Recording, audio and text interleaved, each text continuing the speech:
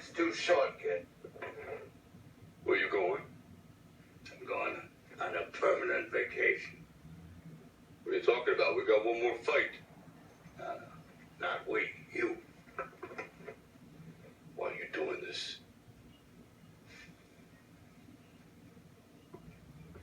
I said, why are you doing this? Because you can't win, Rock. This guy will kill you to death inside of 3 rounds. You're crazy. What else is new? He's just another fighter. No, he ain't just another fighter. This guy is a wrecking machine, and he's hungry. Hell, you ain't been hungry since you won that belt. Oh, what are you talking about? I've had 10 title defenses. That was easy. What do you mean easy? They was handpicked. Setups? Nah, they were setups. There was good fighters, but they wasn't killers like this guy. He'll knock you into tomorrow, Rock. Boxing Truth here. That scene that I use in Rocky 3 pretty much sums up why Adonis Stevenson is not fighting Sergey Kovalev. And it's because Daddy Al, as Cafe Duval like to say, won't let him fight Kovalev. He just won't let him cross that political line and go on HBO because it's not in the best interest of Al Haymon. The one thing I've learned about Al Haymon since following boxing for I've been watching boxing pretty much all my life, but like this extensively as I had, the one thing I learned about Haymon is that he only make big fights if he's in control of the promotion. He doesn't like putting himself in a position where he has to pretty much yield a lot of power. He wants, if it's a big fight, it wants it to be his show on his network, on his terms, make his house fighter have a better chance of winning. That's the reason why he made Peter Quillen drop his belt, because Rock Nation won the purse bid for his title fight that was supposed to go down with Matt Korobov. But Haymon made him drop his belt because he didn't have control of the promotion. He didn't want Quillen fighting with on a rival promoter's card, especially a promoter in Rock Nation that has Jay-Z reportedly has some beef with Haymon from back to his music promoter days. So that's just my opinion. That's just what I believe. I mean, Quillen gave an excuse about his uncle passing away, but I just don't buy it. He turned down a $1.4 million bid offer. And I'm pretty sure it was Haymon's call. He didn't want him to fight on a Rock Nation card where he didn't have control of the promotion. Didn't want to put his fighter at a disadvantage, so he took him off the card. He made him drop the belt, and that is what it is. And it's the same situation here with Sergey Kovalev. He doesn't want Adonis Stevenson fighting on a network on HBO, a network that wants nothing to do with Haymon, that has banned him from their airwaves, a network that he has no involvement in, and then to fight on another, to fight where the promoter record will be in charge of the promotion. He just doesn't want to do that. And that brings up the Amir Khan case. I mean, just ask yourself this: do you really think if Al Haymon had his way, you really think he let Amir Khan fight on HBO against a network where he's not involved at all? He's not even allowed on the network, on a promoter's show that's suing him that's in litigation with him, suing him for alleged practices of monopolizing boxing. You really think he will let just Amir Khan go to HBO?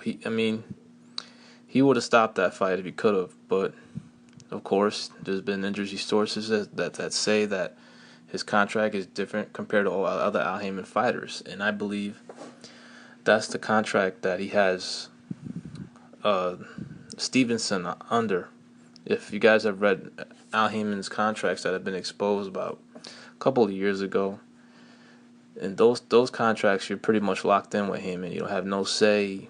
Can't negotiate with anybody without his approval. You can't take big fights without his approval.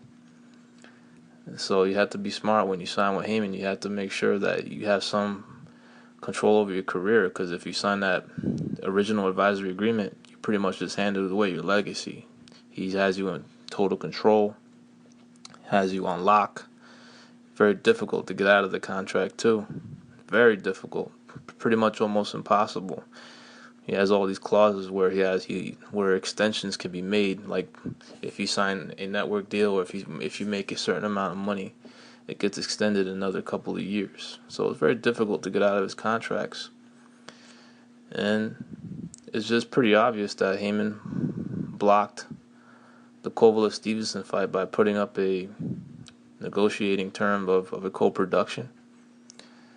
I know most believe Stevenson doesn't want the fight, and maybe he doesn't. I'm not really sure. He acts like he wants to fight very bad. Didn't even negotiate with anybody else. Was only concentrated on the Kovalev fight according to his team. But I don't know. I really don't know if he wants to fight or not. His actions, the way he talks about it, he seems to yearn for it, but his actions state otherwise. But, Haymon has him on lock. I'm not really sure he can do anything about it. And he's just another case of a fighter signing with Haymon that's lost momentum. When he was on HBO, he was the fighter of the year in 2013. Started out his campaign by knocking out Darnell Boone, avenging that knockout loss he suffered from Boone. Starts Chad Dawson at 1 to become the lineal champion. Dawson was coming off a knockout loss, but Dawson was still the lineal champion at the time. Then he fought a top contender, Tavares Cloud, a former champion who was still a top light heavyweight at the time. Then he fought Telly Bellew and knocked him out. And then he left HBO while negotiating for a Kovalev fight. Went across the street to Showtime. Signed with Haymon. Got bad advice. He signed with Haymon just to fight Hopkins. None of that fight didn't happen. Then the fight with Pascal didn't happen.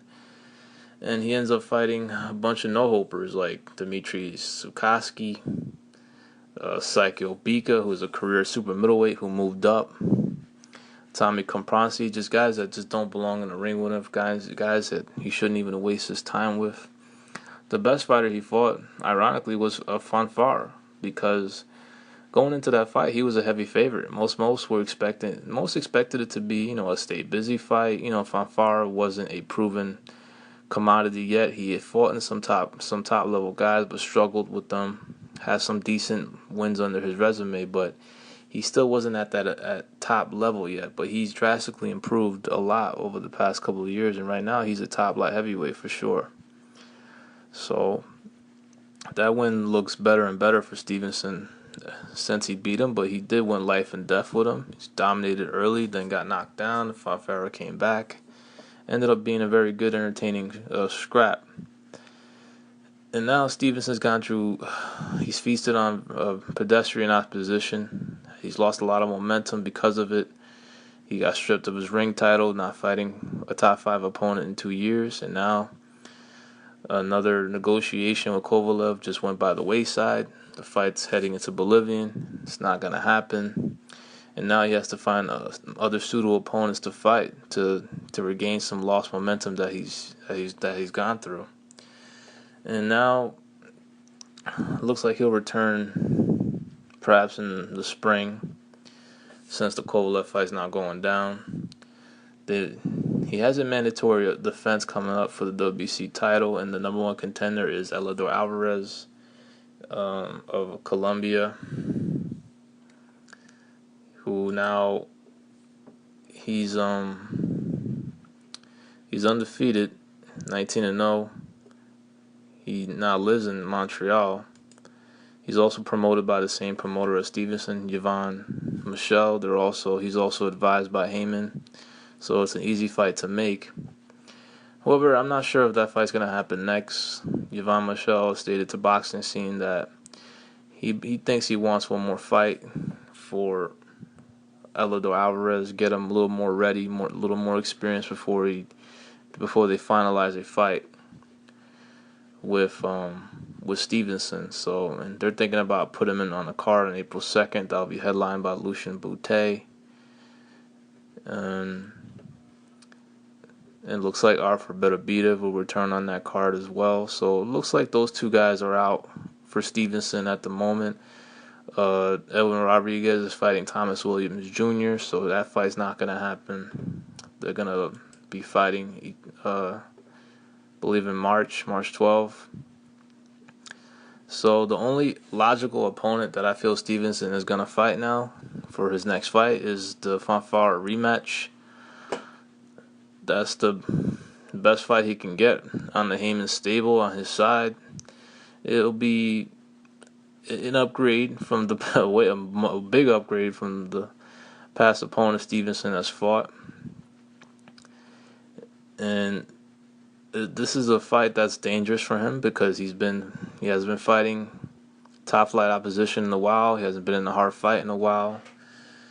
That's the thing about being with Haymon. Yeah, he overpays you. You get good paydays, but you're fighting a lot of soft touches for those good paydays. It could have a bad effect on your skills because you're not getting the type of fights that make you better. You're becoming complacent, and then you're getting big paydays to fight light work. So a lot of the fire can come out of you. Your hunger could be gone, and that's one of the bad things about being overpaid to fight no-hopers. It could mess with your demeanor as a fighter.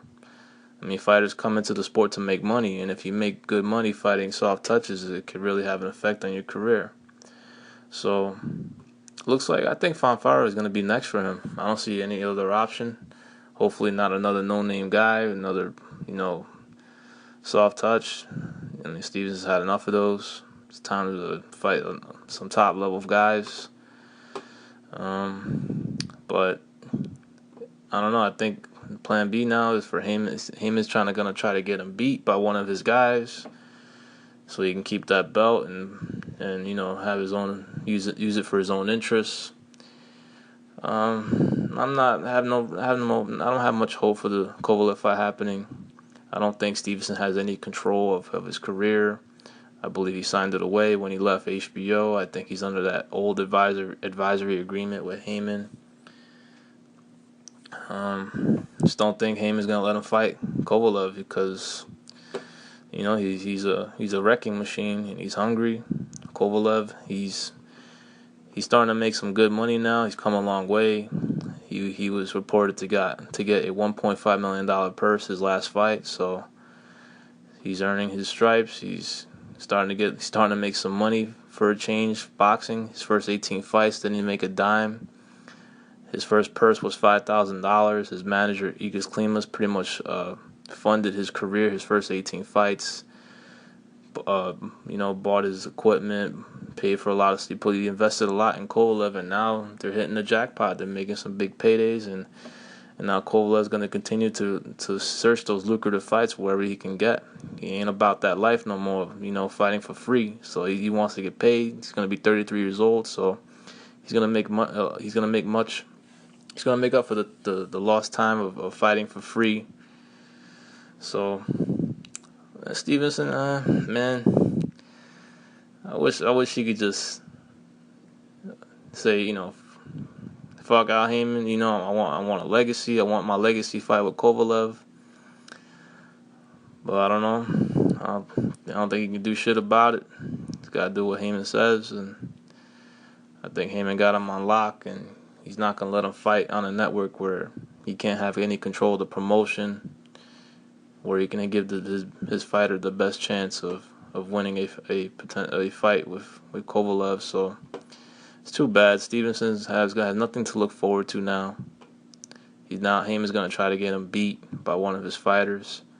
I think Fanfare is the only fighter that has any chance on his side of beating him.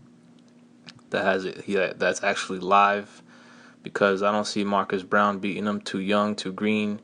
offer a bit of beat up. He's recovering. He's recovering from shoulder surgery, but needs a couple more fights. He's also a cat that he could definitely beat Adonis Stevenson, but he just needs a little more experience before that. But he's definitely a dangerous opponent. Eloy Alvarez, I don't think could beat him right now. Not this year. Who else he has under his stable? Evan Rodriguez, no, he cannot beat Adonis Stevenson. His chin's not good enough. And that's about it in the top 15 of clients that he has. So, yep, I think that's the plan. Haymon's going to try to get him beat, continue to milk that title, and keep it in his stable. And that's what it is. This is Boxing Truth. I'm out.